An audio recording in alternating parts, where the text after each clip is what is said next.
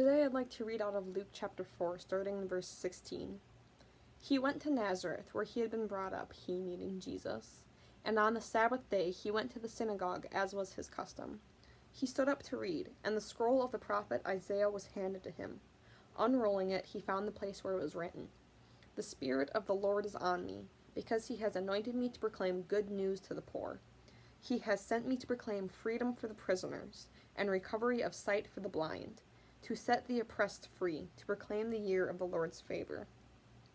He then rolled up the scroll and gave it back and sat down. The eyes of everyone in the synagogue were fastened on him.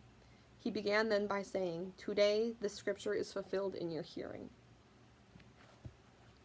So today is July 3rd, and tomorrow is July 4th, the 4th of July, our Independence Day, the day that we as Americans celebrate our freedom and independence from Great Britain.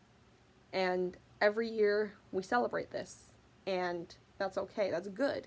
We are celebrating our freedom. Here, Jesus is talking about how he is anointed to proclaim freedom, to bring freedom, to set the oppressed free. And even though the things that are being talked about in this passage are a little bit different than the freedoms that we're celebrating tomorrow, it's still freedom. We are celebrating freedom. And tomorrow, while we celebrate our freedom as a nation, let us not forget the fact that there are still so many people who are not yet free, in the same way that we have our freedom as a nation. And also, even within our nation, there are still people who are not yet free in the way that this passage is talking about. We as Christians are free because we know Christ, we know the sacrifice that he made, but there are still people waiting to hear that good news and to know that they have that freedom. So tomorrow, as we celebrate, let us just not forget that. It's okay for us to celebrate our freedom. It's okay for us to rejoice in this way.